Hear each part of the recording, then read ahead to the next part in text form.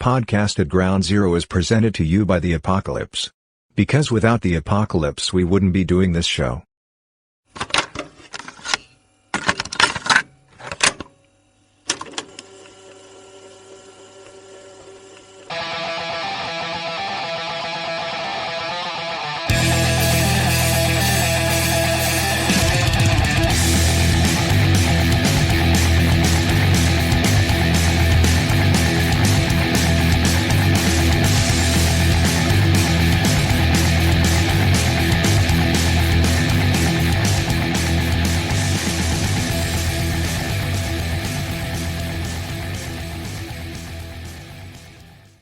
Greetings, friends of the Apocalypse. This is Podcast at Ground Zero, your home for the Apocalypse for episode 80. That is 80. Off topic. Oh my God. It's like, see, it was so off topic that I couldn't even think of what we called it. Well, it has been a while since we've done anything, much less a rambling off topic episode. Yes, folks. Yes, we are back.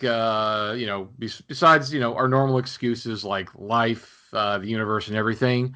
We also ran into, again, technology problems as usual. So if you're listening to this and you just listen to the podcast, so there should be no change for you. So, but for the people who watch it on YouTube, there will be a change because we used to record them using, well, originally it was Google Hangouts. Then when they put it on YouTube, it became YouTube on Air. And that was a format where we could record multiple people at the same time and stream it live and record it. That's kind of how we did it. But in their wisdom, Google, because it's Google, decided to get rid of that, and it's only streaming now because YouTube's about streamers and influencers and all those other kind of a-holes, which we don't care about. We just wanted to use it to record our podcast. So there's no way to do it like we did before. Because their thing is only streaming a single person, and you have to do all this other BS, and it just doesn't work. So we were doing a little research to find another tool to be able to record effectively ourselves or maybe multiple people at the same time. So this is the first show doing that, and we'll see how it comes out. I think it'll be successful, but that's where we're at, folks. So, as usual, no guests. We haven't done those in a while. It's just the Apocalypse Nerd and Adam Baumglancy, coming to you live from the Apocalypse. So, all right. So, or if not the Apocalypse, at least our respective bunkers. Yes. With your funny flag that people make comments about because they don't know what the F it was, But really, has everyone forgotten what the big scary was back in the 80s? Well, no, because they're like, I've never seen a flag like that because it's a banner. It's not. Yeah, it's not. Yeah, exactly. It's meant to be hung the way it is. You couldn't fly it from a flagpole. Yeah. Yeah. Well, it's just as usual, people don't know what they're talking about because it's the internet. So, welcome to the internet. Oh yeah, I encountered that recently with I was doing an eBay auction for some original D&D dice. For those of you who are gamers, the original dice that came in the original sets, I think they might have come in the later white box sets, and then definitely the Homes Edition sets for basic Dungeons and Dragons.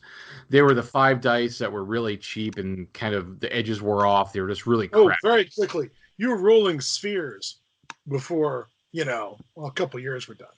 Yeah, but those are the dice that were available when we started playing.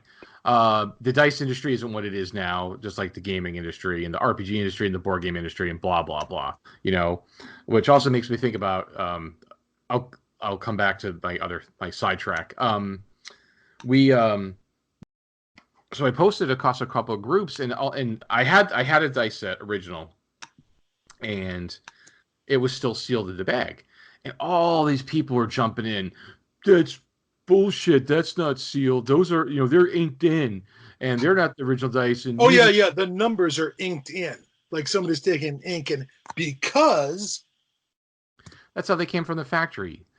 So all these people are jumping in, not knowing anything about the history of the game that they profess to love so much, because that's always my big beef. You get all these casuals in here who just don't they don't know anything, and they're like, "Oh no, it's not right." It's like, yeah, it was. And I had a couple of people, old timers, old guard, jump in, and like be like, "No, he's right." So, but anyway, you know what it made me think of back in the day, Scott? What was Yeah. a fairly common thing you saw people using for a dice bag? I'm talking late '70s, early '80s. What Oh was my God. Do I have one around here? Crown Royal. Crown Was Royal? Crown Royal was the classic '80s dice bag. And why that? And I've seen a lot of people because they sell them individually now, and The bags. Yeah. yeah, they sell the bags, different colors, and people are like, again, it's kind of like the whole Appendix N issue, but people are like, oh, the Royal Crown Royale bags, and blah blah blah, and they don't really understand the history. They just think that it's one of those things like it's just this Wait a minute. legend. Are you saying that they thought the bag existed and didn't know the booze existed in the bag? No, no, no. I'm just saying that they didn't understand why people use them. Hmm. They don't understand the history behind it because, again, in the late '70s and even the early '80s, guess what? There wasn't like 30 companies making dice bags. No, we got whatever we could. We'd Ziploc if we had to. Yeah, it's You like know. people like just because I seen really people commenting about him, they're like, "Oh, it's so cool." Like this, their attitude towards like, well, they did it out of necessity. Yeah. You know, it And wasn't. if they're doing it now, it's because of nostalgia for our Yeah. necessity. Yeah, exactly. So that's my little tirade. But all right, that's all. That's all the non. Oh, there'll be more tirades, but they'll be apocalypse based from Oh here. yeah, yeah. We'll try to be apocalyptic. So, let's see here. A couple of things I'll just touch on real quick. Or Kickstarters. Mine That failed. Mine failed. We should point out that the one to make my movie that was in no way, shape, or form a Delta Green movie failed. So, boo. was that was your Kickstarter? Well, I worked on it with Aaron, but Aaron Vanek was running the Kickstarter. Oh, okay. You were just Yeah, if the Kickstarter succeeded, I would have gotten paid for my script. It did not succeed, so I do not get paid for my script. Oh, I thought you were just a pretty face. Well, that too, obviously. Obviously. So a couple of Kickstarters. There is a Kickstarter currently going on, and it's got 10 days left. I want to see if I could maybe get the guy and we could do a show with him. It's a guy named Dan Smith. He's an artist who's been around for a while in the gaming industry. And he originally did a Kickstarter for a solo game. This one is called 3045, an apocalyptic fantasy 5x7 dungeon card set. He basically did one that was fantasy. That basically it's a 5x7 card. There's a character on it. There's a map on one side, and then on the other side there's like your adventure. It's like 5 or 6 different points. And basically you're just kind of going through the map. It's a simple little 5 minutes of your time. Roll a couple of dice, and you try to defeat the monsters. And then if you defeat them, you could go on to the use that character and level them up and go through all the other dungeons. It's just a simple, quick little thing. Sometimes I have the fantasy when I played at lunch sometimes, just to kill some time. But he's doing one that's post-apocalyptic. So I backed that one, and it looks interesting because again, it's post-apocalyptic. And then there was a couple of things that people might have missed, but I did post them on the blog. We've talked about Jan Strand and Richard Corbin's Mutant World in the past.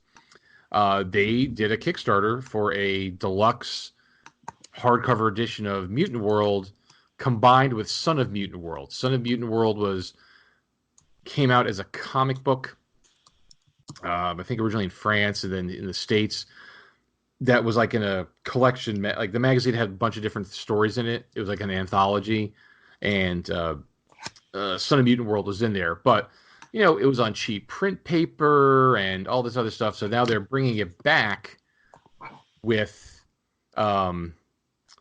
totally re-inked, better paper. Like he's working like with, I guess, Richard Corbin's daughter does inking and stuff like that. So they're putting it all together in this nice collection. So hopefully people are listening, saw the post on that one and got behind that one, because it's a good story, and support the artist there.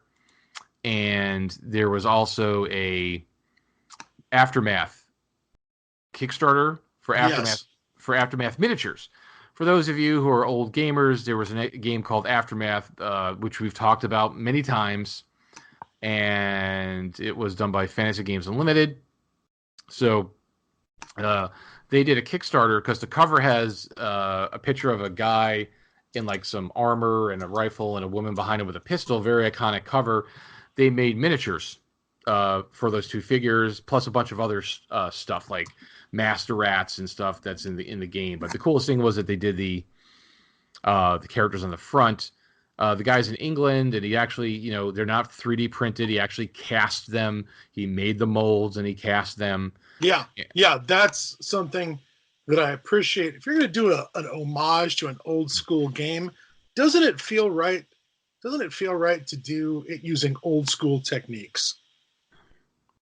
Yes, it does. And I believe he still has them available for sale. It's their website is Putty Monkey, like PUTTYMONKEY, puttymonkey.com. So if you wanted to get your hands on any of those, because again, it's kind of cool. I'm going to be sending two sets over to Mr. Glancy, and he's going to paint one of those up for me because I am incapable of painting miniatures, and Scott has all the hardware to do that kind of stuff. So, yep. Then I get free minis, and Jared gets well painted minis that I believe you're gonna mount those on little polished lacquered stands or something. Is that the plan? No, I'm just gonna keep them separate. They did have a stand that was a resin stand, and I decided not to get it. But now I'm like, maybe I should have got it. But yeah, what are you gonna do? Maybe I'll still get it. I don't know, because I get his order from his website. But got it.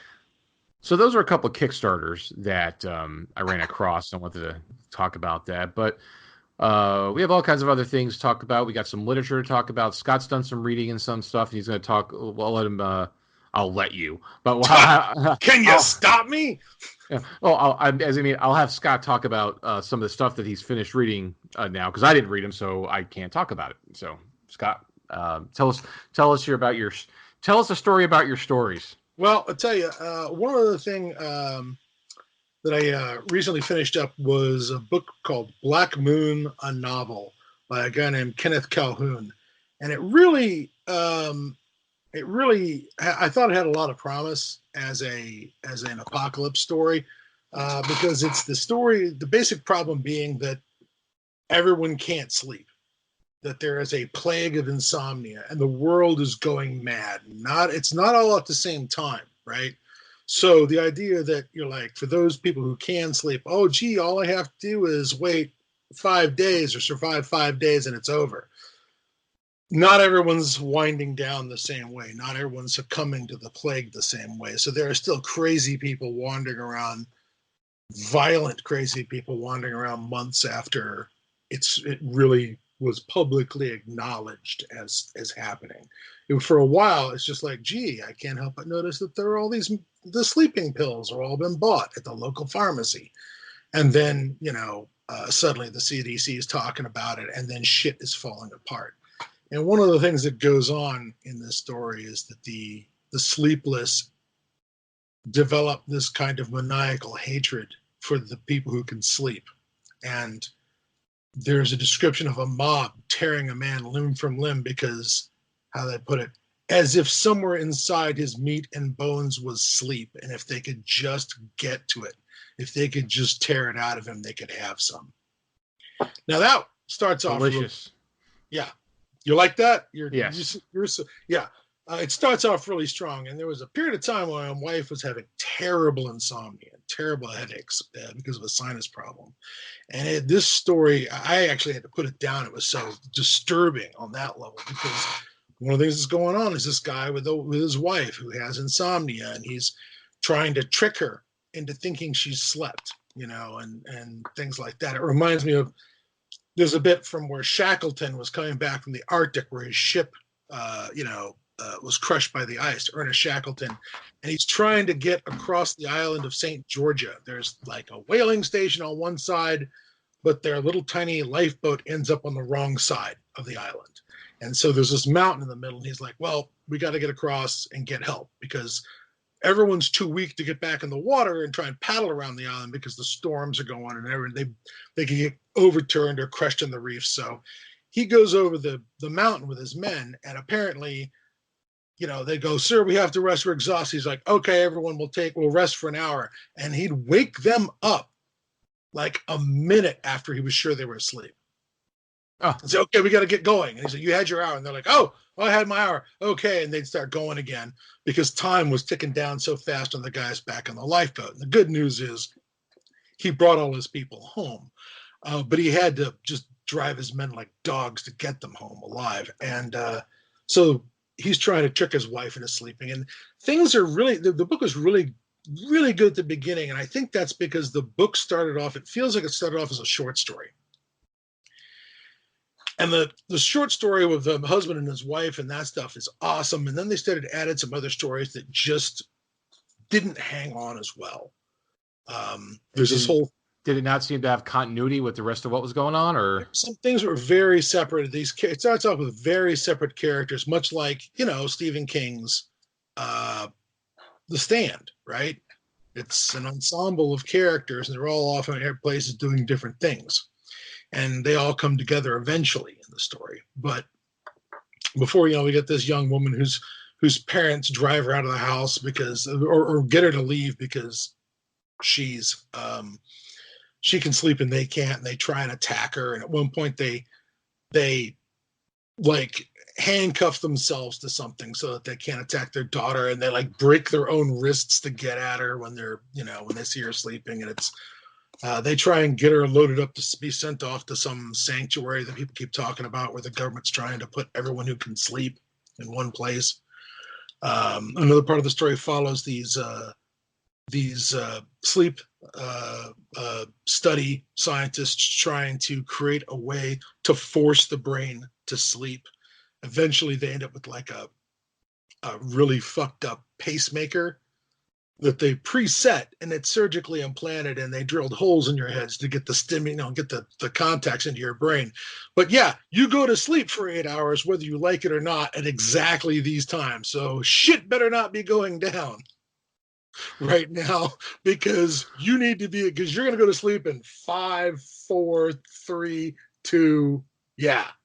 So that's super dodgy. Now, go ahead.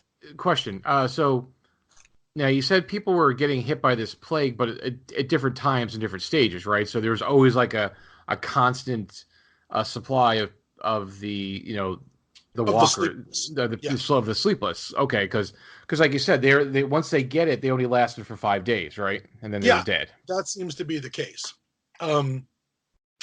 There's one instance where a guy ends up locking a sleepless guy in a cage, in an animal control cage, and just watches him try and kill him for a day until the guy just dies trying to kill him, whether it's from lack of sleep or the fact that he hasn't drunk or eaten anything.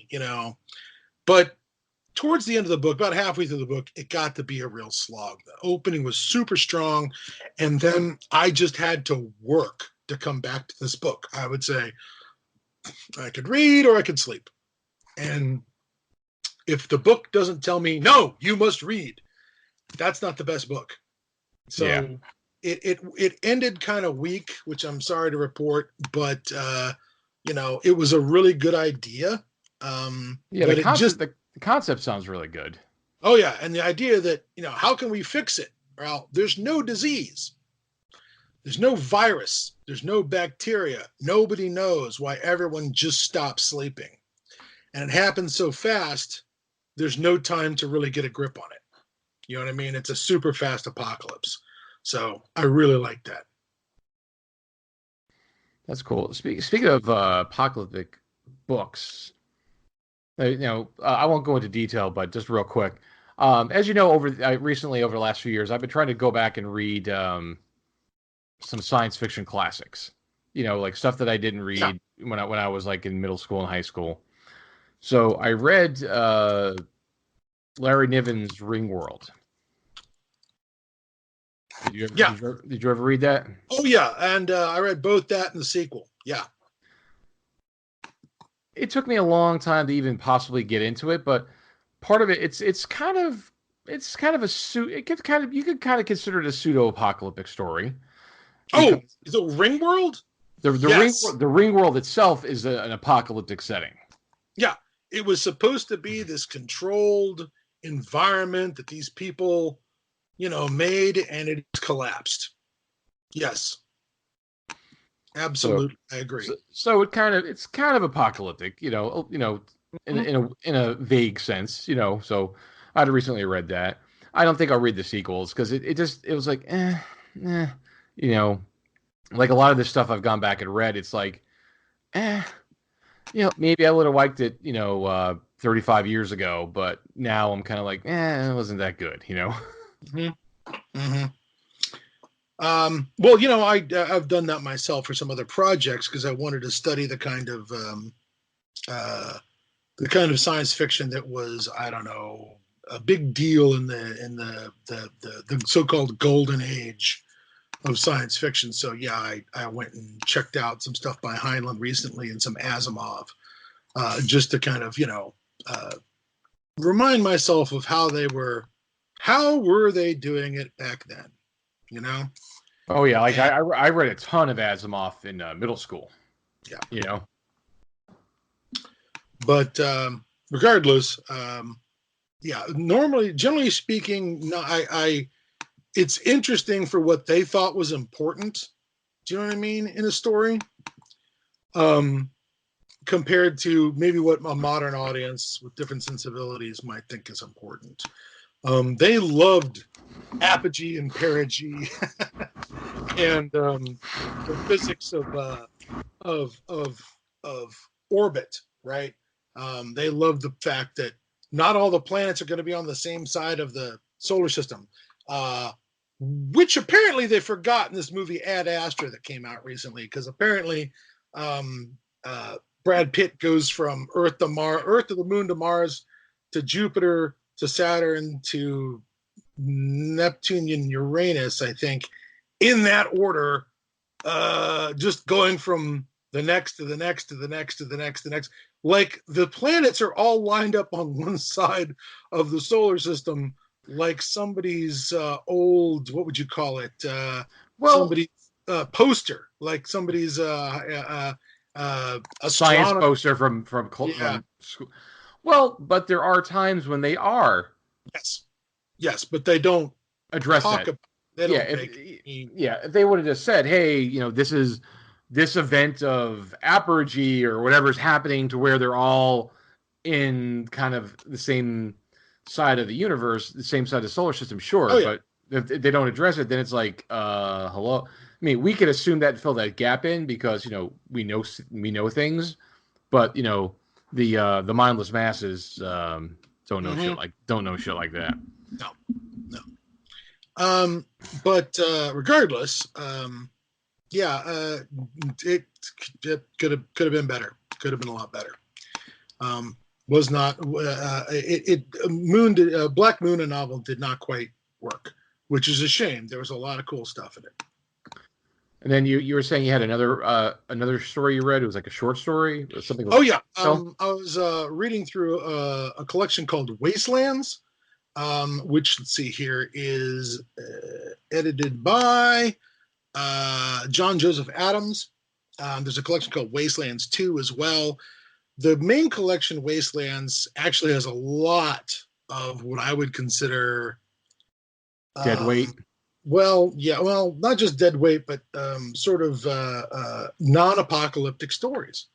There's a lot of stuff that is dystopic as opposed to apocalyptic. But there is a Jack McDevitt story he's the guy who wrote Eternity Road, which is one of the great post-apocalyptic, stories of all time. And but the and just absolutely a classic. But he wrote another story set in that world, the world of, I guess we'd call it, The road builders. Is that what they were? Is that how they The referred to the ancients? the road makers. The road makers. Thank you. Thank you. But the road makers are the ancients. If for those of you who love your Gamma world, the old world, for if it was Fallout, I guess, and it's set in the same world, and both because I think it's about I want to say it's something like 600 to 800 years later. Yeah. From the apocalypse or something. A very long time. Very long time. And the world of Jack McDevitt's world is very high tech. Very, very, very high tech. There's AI to do things like run subway and light transit stations rather than control military complexes. So whatever happened to the road makers, it happened when they were at the pinnacle of their civilization. Yeah, and Scott had told me about that, and I actually had that collection for my Kindle, so I went and I didn't realize that story was in there. So it was called Never Despair. Yeah, yeah. And it's essentially about the same, it's different characters doing the same mission from Eternity Road. In Eternity Road, they are seeking out a vault of lost secret knowledge called Haven. And supposedly all this high-tech knowledge was stored away to help rebuild technological civilization. And it's been locked away, and this is their quest, basically. And it's a different team from someplace else. Maybe not even the same sort of alliance of nation states that the first group came from. Well, I think they reference other people from the books. That's the thing is, it's been so long since I read Eternity Road. Oh, you mean like other expeditions that were sent out and lost? Yeah. I think maybe it's one of them. I'm not 100% on that because it's been so long since I read the story. So I don't know if they really were separate people or it was just another tale of somebody we already read about, but we didn't see what happened to him, Mm-hmm. Like, I don't know if this was something that was cutting room floor material that didn't get into the, the publishers said, no, you got to cut this out, and maybe that was supposed to be there, but they took it out. I'm not sure, Yeah. All right. Fair enough. But it was interesting. Yeah. It didn't shake the earth, but it was nice to see him return to the material. I would certainly beg him to return to that material because I thought it was fan-fucking-tastic. Well, I think always enjoyed the world of Eternity Road, except for the wild mutations. It's very Gamma World, very, very Gamma World. Oh yeah, well actually, I don't think he could return. Didn't Jack McDevitt pass away? I do not know. I'd have to quickly look him up. But nope. He's still kicking. He's 84. Oof, man. Okay, that's a lot of time there, sir. But good on you. Please don't be dead until you're ready to be dead. and I want to say he lives in Florida because I think you're right. Because there is a convention in Tampa called Necronomicon. They were doing this like for decades, and not related to the Necronomicon in Providence either, the new one or the old one, not related to any of those. And I remember seeing that he used to go there. So I think he's local to Florida somewhere. Cool. Just like Pierce Anthony. Pierce Anthony lives in Florida too. You know that? Yes. I got to see him and John Norman, who wrote he wrote a lot of stuff, but he's always real famous for those gore novels, which I am not a super big fan of. But it was Pierce Anthony, John Norman, and Ursula K. Le Guin all did a reading. And there's one other author who I apologize, but he was it was a little tough to bear the stage with Pierce Anthony, Ursula K. Le Guin, and John Norman, but they all got up there and they did a reading, and it was back in the 80s, and it was kind of fucking astounding to see those guys all perform. But I knew about Anthony only because of that. Yeah, well, I knew about Pierce Anthony because of something you haven't read, Battle Circle, but which is a post-apocalyptic novel. Battle Did Circle. not know that. Did not know that Piers Anthony dabbled in the Apocalypse. He did. We'll have to check that out. So there's the Jack McDevitt story, and then I read recently Hugh Howey, who we've talked about before. Yes. Who did the Silo series. He did a collection of short stories called oh God, what was it called? I think it was Artificial Intelligence or something it was called. I guess I could always look it up real quick. Hold on. Hugh Howey books, and it was called, it's not Artificial Intelligence, it is, what the frack is that called? Machine learning. That's what it's called. Machine learning. Okay. Machine learning. And it was something like that. Machine learning. And there were some interesting little stories in it. But he did have one story that returned to the Silo universe. Oh, good. Okay. It was kind of, it was still kind of, it was a short story. It was before and after. It was a before scenario with a bunch of other people, with some other people. Mm-hmm. And who found out about what was going on and tried to create their own silos or kind of bunkers. Mm-hmm. If you could track it down, it's interesting to read. I'm not going to really spoil for people, but it's interesting what happens because they don't have the full information. I'll just leave it like that. Yeah, they don't know what this is really going to be like. But it's interesting. And then it also comes back to some of the other characters that we left off at the end of the Silo series, how they kind of got out of the silos, and it kind of touches a little bit on what's been going on with them. It's like a little bit down the road. So, just for that little short story, to me, it was worth just hearing that, just to hear those characters again, and get a little bit more in that universe. Yeah, no, I agree. That's I'm happy to. I, for one, am happy to revisit the Silo universe. Yeah, it's pretty cool. It's interesting. So if you could track machine learning down, I would do it. Cool. I will definitely take a look because again, I enjoyed it a lot. All right. Well, shit. What else we got? We talked about.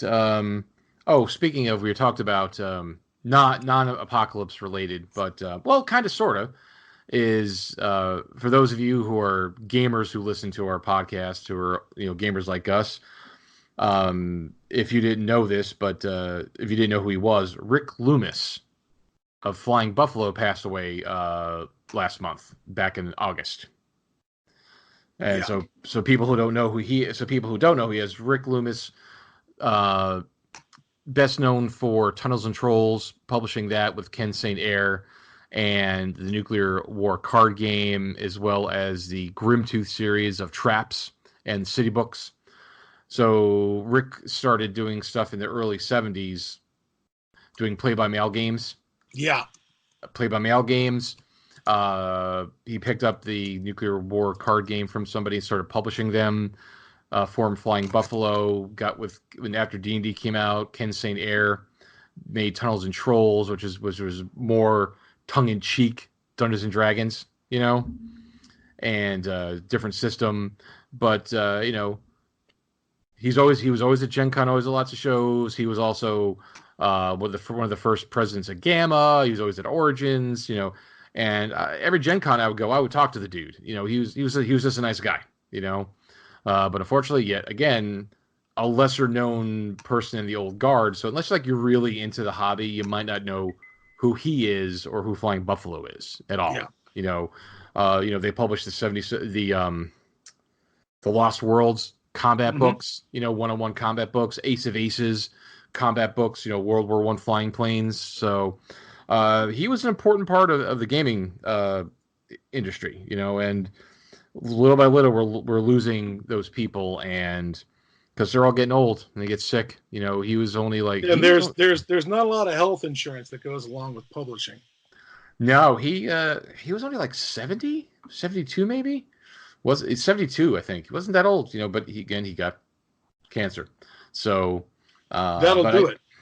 But I think people are, after they're dealing with the aftermath and they're trying to like Steve Crompton, Compton, who Compton. I got his business card here.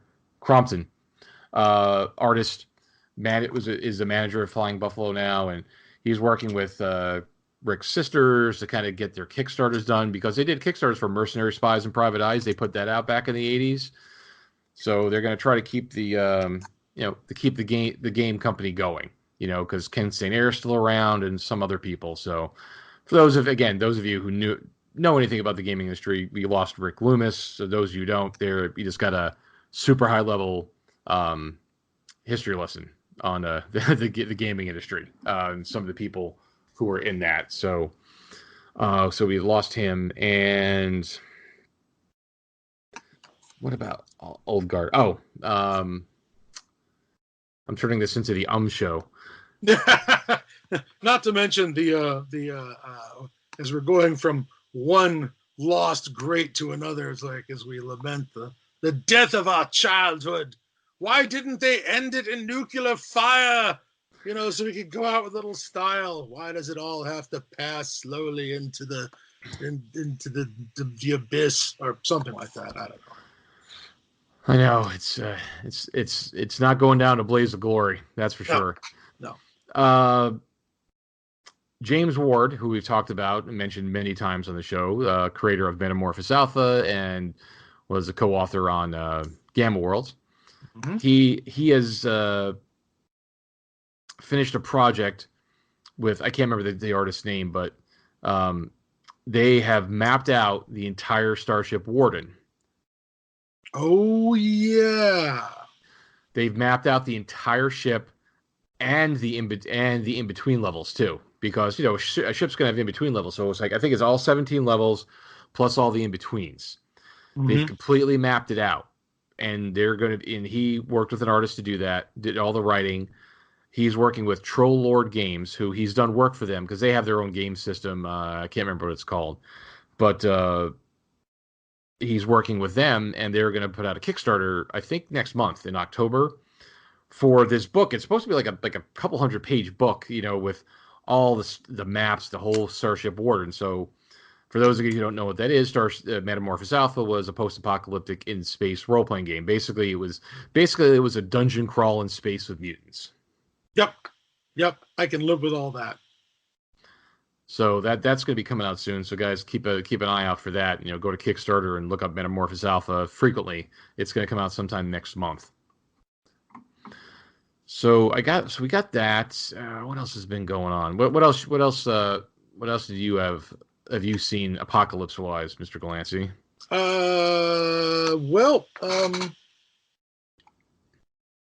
I think that might be it for the moment. I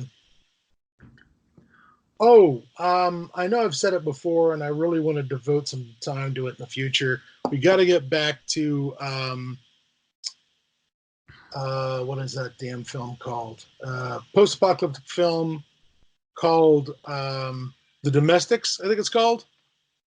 Good, low budget, well-made post-apocalyptic movie. I think you'll enjoy it when you finally get to see it. I just want to remind you of it. Anyways, yeah, I was very happy with it. Want more of that, please. Low budget, well with it, but they still managed to do a lot of good stuff. That's cool. Yeah, we'll get around to doing this because this first show, for those who hear it, is our experiment with our new recording methods, and we'll see, as long as it's successful, because I have to do post work now for this, and it shouldn't be too terrible. But if it's successful, we'll be able to just start cranking stuff out on a regular basis. There is just going to be no more join us live, because that doesn't exist anymore. So, yeah, I do want to mention something about what do you call it? Eventually, I want to mention about Fallout, but we can save that until you've chimed in with any other apocalypse stuff that has come up around you. I would point out that the guys over at Crooked Dice Games ran a Kickstarter recently for some pulp stuff, but before then they've been doing Kickstarters for amazing 28 millimeter post-apocalyptic figures. What was it? What was the company again? Crooked Dice Games. They specialize in doing these miniatures that are sort of off-brand of actual British TV series and things. Like they did stuff that looks like Space 1999 but isn't licensed, or looks like Captain Scarlet, or looks like UFO, or some of these, or The Prisoner. They've got frickin' miniatures of Patrick McGoohan from The Prisoner. Really? Oh, yes. Yes, including a little set, so it's the control room with the chair. Really? And, yes, really. And there's a Leo McKern miniature, and there's a couple of citizens with those weird vacation outfits that they seem to have in the village. They got a Liam McCurd as number 2. Wow. Yes, they do. He was one of the best number 2s. Yeah. But and I always love it. The new number 2. There's never any consistency here. Go back to the house to give the guy in charge a hard time, and son of a bitch, he's gone. They've replaced him with a completely new guy to be a problem. Did they have a miniature of what's his name? Muscat, the butler? I do not think so. They may have Slackers. The supervisor, yellow alert, but I don't think they actually had orange alert. Orange alert, yes, it's orange alert. Yeah, you got that. They got the prisoner, and you said they got UFO too. I believe they do. They have Ed Straker, Commander of Shadow. They absolutely have a miniature of Ed Straker. Wow, absolutely. That's awesome. I'm gonna have to check that out. And they got a lot of stuff, but they also have some stuff that they've sort of invented TV shows of their own. And one of the things they've got is these miniatures, these post-apocalyptic miniatures, including these very modular 28 millimeter resin models of various vehicles that you can strap different packages of outside gear, to the outside of the vehicles to give them different, apocalypse survivor packages, right? Does that make sense? Yeah, absolutely. But one of the great things they've got in their, miniatures, they have the traffic warden with the fucking L1A1 or whatever it is, the rifle. The traffic warden with his face bandaged and the rifle from Threads. Wow. Yes, they do. They do. These guys sound cool. They got that part right, didn't they? Oh yeah. So again, folks, we're not talking about the apocalypse right now, but again, we're that much of nerds that we're gonna prisoners, UFO, all that stuff. It's all related, man. It's all what made us who we are today. But yeah, they've got an apocalypse line of minis that are very, very good. I really like them. There used to be another line that was called it was something like Apocalypse 1957 that was very, very much based on it was almost like a miniature line based on Six String Samurai. Oh wow. Only one man could kill that many Russians. Bring me his guitar. Yeah. So yeah, it's but yeah, the Crooked Dice Games is absolutely worth your time. Crooked Dice Games. Oh yeah. Crooked Dice Games. Yep. Cool. Oh, speaking of post-apocalyptic miniatures, because I know you go to this website, I've been seeing some people post something about Hero Forge. Isn't there some kind of almost mutants that you can make now on Hero Forge? Because they look like they have something that's almost like a hoop or something, They do. They finally got a rabbit person, and as soon as they did that, there was an explosion of people over on the Facebook page for Gamma World making hoops and putting all the military gear on them. The thing about Hero Forge is they don't have a lot of. They have a lot of Wild West clothes, fantasy clothes, science fiction clothes for the characters and gear. So it's actually not bad for making Gamma World figures. Because the science fiction stuff plus the fantasy stuff kind of makes Gamma World, So I actually think it's really good. You know. Well, that's cool. Very cool. What else? Yeah. I got one more thing to bring up, and then we'll let you close on some thoughts on Fallout. Okay. So I know you want to talk about Fallout a little bit here. Yep. And I'll talk about Fallout 2 because I'll talk about Fallout 76 just briefly. Okay. All right. So a friend of mine posted on my Facebook page for a restaurant called Rex Baron. And they apparently have this is a restaurant that's opening up in Boca Raton, Florida. For those of you who don't know, that's in Southeast Florida. I lived in that area for 36 years. So they also have another restaurant. I think it's in, God, I don't remember where it is. It's somewhere else. That's like supposedly like a Mad Max kind of thing. But so anyway, this place called Rex Baron. I read the article on it. It's in Boca Raton. To me, it just seems like it's a Boca Raton money grab for Boca money, so people can think they're cool. It's supposedly this post-apocalyptic themed restaurant because this guy thinks that, well, in the apocalypse, survivors are going to heat their food on rocks. Oh, that's right. You have to cook your food, don't you? Yeah, so you got to cook your own food. Well, no, but not everything, because they have some like tableside cooking, but again, on rocks. So I read the article. So basically, it sounds like Rex Baron.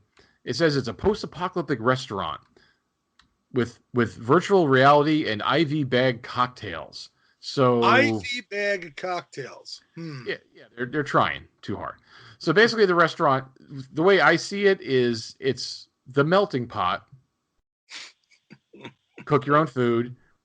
Don't get me wrong. I like the melting pot. The melting pot crossed with TGI Fridays, because the decorations are kind of like, they have like dummies with like post-apocalyptic clothes on. But the thing is, everything I read about what they're dressing them with, they're all like high-end fashion clothes.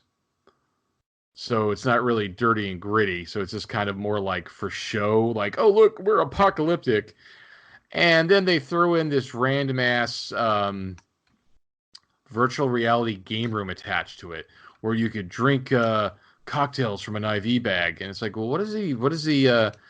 I know, what are you trying to be, Dave and Buster's, or something? it's like a TGI Friday melting pot, Dave and Buster's kind of place, but but the VR doesn't fit with the apocalyptic theme, and then also they charge like $2 to $4 a minute to play the games. So fuck that shit. A minute. For those who didn't hear me, a minute. But yeah. So Rex. Yeah. Okay. So folks, if you if you're in the Boca Raton area, and coming October, if you want to check out this Rex Baron place, or you want to read about it, and say if you want to spend $2 to $4 a minute, or you want to, they call it vigilantes. Rex Baron, a vigilante post, because they call like dining patrons are known as survivors and must cook their hamburgers and steaks on a lava rock heated to 650 degrees. Oh, wow. Yeah, so I'm kind of dubious. I'm not into it. It's like my friend's like, oh, you got to come down. It's like, no, because Rex stands for a restaurant entertainment experience with an X, because putting an X for E is edgy. That's super fucking edgy. Absolutely. Yeah, that's like that's like 90s, edgy. It's like extremeness. That is pretty extreme. It is. And apparently they had that's where it is. It's there's a restaurant called Mad Rex in Philadelphia that opened in 2017. I don't know if it's still open, but hey. That's my take on this place. Probably people think you're wrong, Jared. Okay, that's fine. That's fine by me. No issues, no worries. So, uh, yeah, Fallout 76. I read a lot of bad reviews online about it. People said it was terrible because it's a multiplayer game that's always active, and I got it like cheap. It was like super on sale, and I wanted to check it out, and I thought it was pretty crappy. Yeah, yeah, they can't all be winners, sir. Yeah, everybody's like, well, if you really like the crafting part of it, and that's all it really is, it's like crafting, and maybe you get with people and attack things. It's a weird game. I think they're supposed to be putting some kind of battle royale aspect to it because of the popularity of Fortnite and Apex or something like that. Those popular battle royale games. So they're trying to cash on that. But I picked it up a few months ago and I haven't picked it up since. So yeah, it's not good. I should have listened.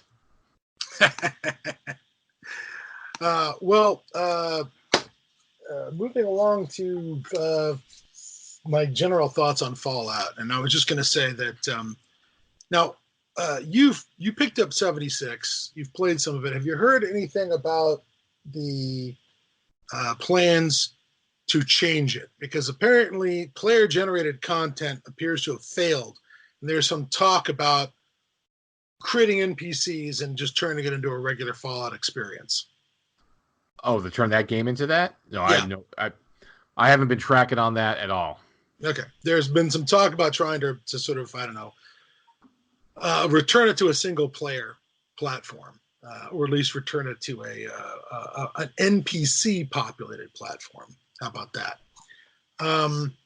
But so far, I don't know how far along they are. I've heard, just there's just rumors through Facebook and things like that.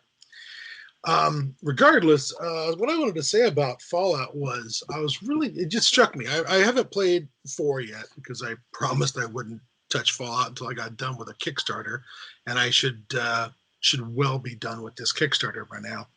But I was reminded about it, and I had looked at some of one of Fallout's wikis and poked around that a little bit, and it suddenly occurred to me that there's this really impressive thing that their writing has done. When their writing is at the top of its form, and admittedly, in some ways, Fallout 3 is not the best writing, but when it's really at the top of its form for me, what Fallout does is this thing where they will take, your implacable enemy from the first thing you've encountered and sort of turn it on its head. There was an original ending for Junktown in Fallout 1 where if you side with the law and order guy, Killian Darkwater, the result is a town that never fully develops to its full potential and never really takes off as a bastion of civilization. It's just always sort of a backwater. But if you back the horrible gangster who runs the local casino, the town becomes a thriving settlement. That was one of the original things they were going to do. And sort of demonstrate that, whoops, maybe it doesn't always work out the way you hope.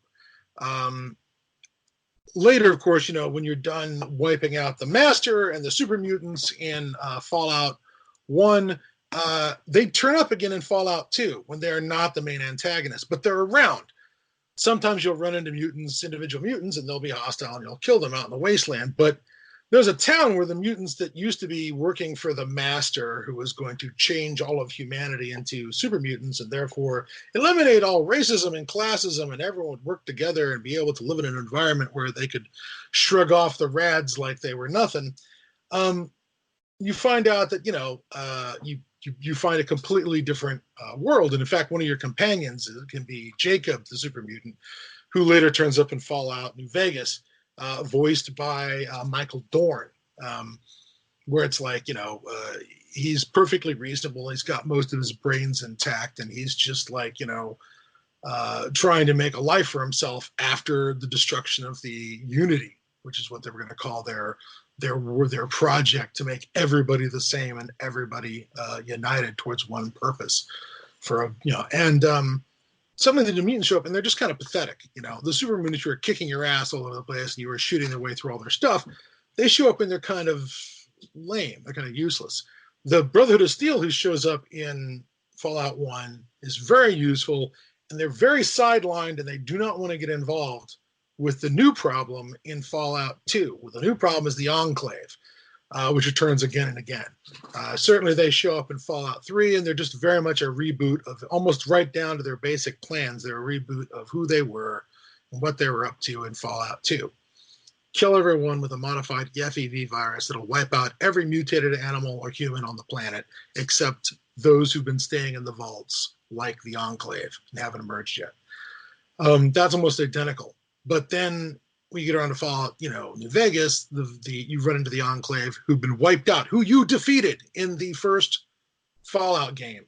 And they're kind of old and pathetic and run down, and their empire's been wiped out, and they become sort of figures of pity almost, and you can almost understand what their point of view was, why they did what they did, why they thought they were on the right side. Strange enough, in that one, New Vegas, even the mutants are still around. Jacob, who was your companion in 2, now is the boss of a settlement called Jacobstown. Actually, that's not right. Jacobstown was named for a mutant that died founding the place. That's Marcus, is the name of Michael Dorn's characters, Marcus. But, the characters who were, again, the bad guys one time, you smash them, now they're kind of pitiable figures. Hell, there's even a mutant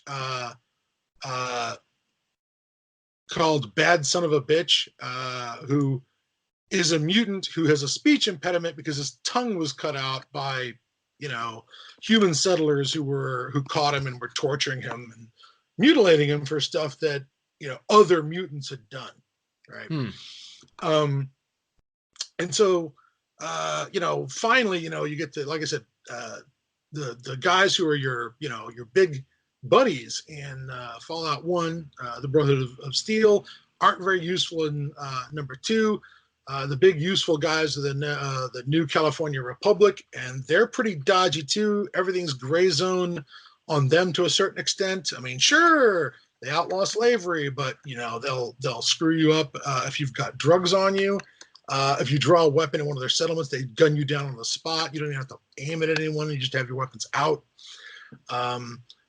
They manipulate communities into joining them by hiring mercenaries to pretend to be marauders to attack communities. So they'll come to the NCR and say, "Oh, we need your help. We'd love some taxes." So they're kind of a problem, and certainly they are back in New Vegas, and they're beating up on the Brotherhood of Steel, who were your big buddies in 3. You saved the world with the Brotherhood of Steel, but in back in California, on the opposite side of the country, they're on the run and they're hiding under rocks from the NCR that is out there, being imperialistic. And once upon a time, they were stopping slavery, but now they're just taking over places and doing a half-assed job of it, and running over communities who do they want to join? Nope, they don't get a choice. They're joining the NCR. Suddenly, they're sort of imperialists. The Brotherhood of Steel are sort of a spent force and sort of backwards looking and kind of a problem.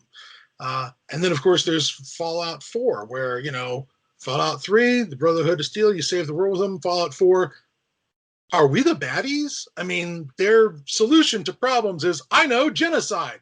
We can fix this with genocide. There's so many things we can fix with genocide. And it's really uncomfortable where you're like, oh, shit, I don't know if the Brotherhood of Steel is the good guys on this. And what I love about this constant turn, I've gone on for a while, is they're not afraid. They're not afraid to take your beloveds. Oh, they turn them on you. Oh, they get you out of your comfort zone for sure.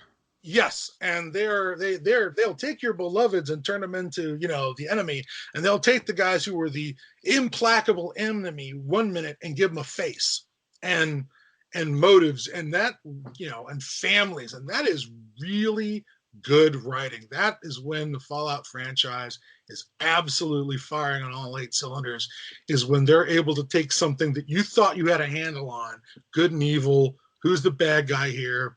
I mean, back when they would do top flight moral dilemmas like The Pit, which I thought was one of the moral dilemmanist, where there was just felt like there was no good answer to which side to back in the pit.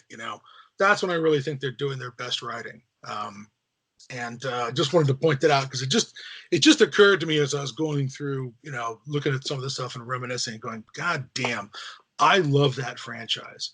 Yeah, I know the Fallout 4 is not that great. Fallout 4 Fallout 4 sounds fine, but 76 seems to have problems and whatever. But you know what?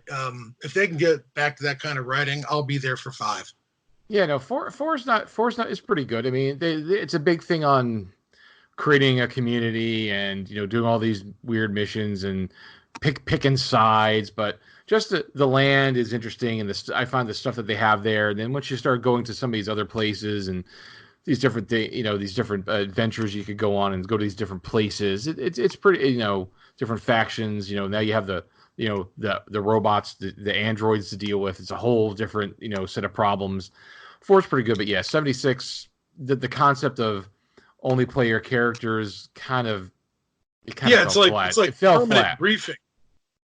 Yeah, it kind of fell flat, and then it's like you're building a camp, and then you want to build this camp to put vending machines to get people to buy stuff so you can make money so you can build other stuff. It's kind of weird, I'll tell you, I get that, but that was always my urge in. That was always sort of my urge in playing Fallout. It's like I want to be able to, when you go to a community and improve it, through your actions, and the game would allow these communities to improve. Sometimes you'd go in and like things would be better later because of actions you did. That was always something I wanted to do. And just to point out what a weirdo I was for doing that, I became the Fallout 3's. I became Fallout 3's guns and armor fairy, where I would just go around with my sneak of whatever it was, 100, or my Chinese stealth suit on.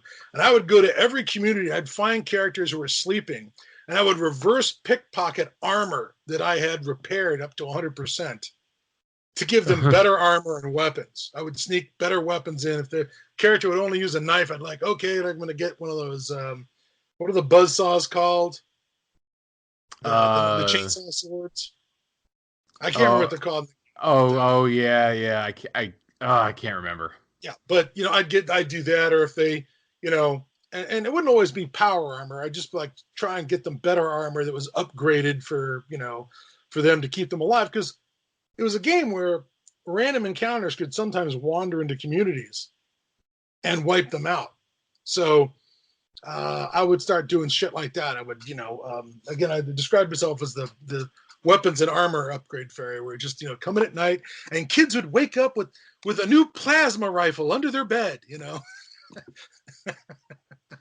because, I want to fix everything. I want to make all these communities work. So that was the ridiculous things that I would do. So I am very much looking forward. Well, with 4, you could build your community. Like when you were over here once, I showed you what I did with the community that I had. I basically surrounded it, with walls, so people couldn't wander through, and there was only one gate to get through, and I had guard towers in all kinds of points, and I'd have people there, and I'd make them guards and make them do guard duty and give them weapons, and I wound up building like a couple of android robots to defend, and every once in a while I'd start hearing gunfire because I had turrets everywhere, because there's there's a limit to how much stuff you could put in your town. Yes, of course. So I had to start redoing stuff, because I was like, what do you mean I have a limit? I got plenty of land to do stuff. But I would, go look outside, and there'd be carnage everywhere from people approaching from one of the sides, and I'd hear something, I go check it out. I'd see the turrets going and guards up there shooting, and then I go outside and be like, oh look, loot, and because there'd be it's just free junk from all the guys who just got blasted. Oh yeah, there'd be stuff everywhere. It's interesting. I got to come back to it. I built my own little house that had display. I'd because they had all kinds of stuff to where you could just. There's too much to build. That's why I don't like the crafting thing. Oh no, you could get lost in that for days, literally real time days. Just I was like building a house and I put weapons rack. It's like, well, I'm not going to use this, but I want to keep this. I have all these weapon racks displaying weapons, and I have like every type of suit of armor on a stand, like in the back of the bottom floor. Are they actually on fucking like mannequins and shit? Is that how far you went? Oh yeah, yeah. That's a deep rabbit hole. Oh yeah, except I couldn't figure out the best way to keep those assholes in my town from wandering into my house and sitting on my furniture and shit. So landmines. Well, no, there's a way you could like do things like create doors and open and lock, but I was never able to figure that out properly. So I would just have to like make sure everybody was out of there. Then I'd take away the door, just put a wall there so they couldn't get in there when I wasn't there. Because like I don't want to come in and they're like sleeping on my bed. It's like, get the fuck out of my bed, loser. Oh my god. Nobody needs Goldilocks in the post-apocalypse. That's just no. Nobody needs that. No, but yeah, we'll see if they do something with 76. I still never finished 4, like, because I got sidetracked with other things and it wound up being incomplete. But I'll get back to it one day and finish stuff because I kept on going on side tangents of like I didn't follow the main story. I was doing all this, these games you do all the side missions. Like I want to go into the area that's outside the map that's full of radiation. I want to see what's there, explore it as far as I can because I can. Why can't we get beyond the glowing sea? Because that's as far as the programmers want to go. Yep. But They've had crunch time for 18 months. They need a break. But they would, in this game, they did give you could go into it a little bit and encounter stuff, So it was interesting. So it's good. It's a good game. So, all right. Well, we'll wrap. We'll end it on Fallout because we're a little over an hour here, and I'd like to try. I want to try to going forward, folks. Try to keep the shows to about an hour. Because in the past, when we have those long episodes, like hour and a half, 2 hours, it's a long slog for you to listen. So I figure an hour is a pretty good time slot, to fill. So we're going to try to keep to that. Maybe. Yeah. But all right, folks. So that's it. So we talked about a lot of stuff off topic as usual. We're like I said, I'm going to test the technology, see how challenging it is to get things up like they used to be. But again, if you're listening to it, I succeeded. Yay. And then we're going to continue just doing what we're doing. And we'll start going back to recording shows on a somewhat regular basis, because this is show 80. We need to hit that 100 mark. So at the very least, I don't think we're not allowed to retire the show until at least a century. Oh, yeah, no. I mean, we're not going to retire the show.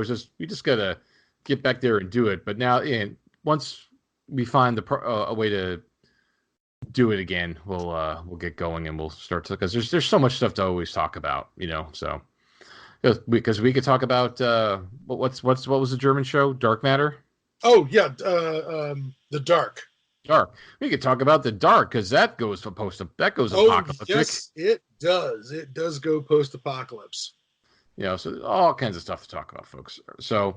All right. Anyway, folks, thank you for bearing with us. Thank you for listening to us. We appreciate that. And that's it, folks. We will see you in the wastelands. Good night. Good night. This episode of Podcast at Ground Zero has been brought to you by Hobo Soup. Hobo Soup, when you have to make do with what you got. Now available in apocalypse size. Keep up to date with us by visiting podcastatgroundzero.com and subscribe to the blog via email.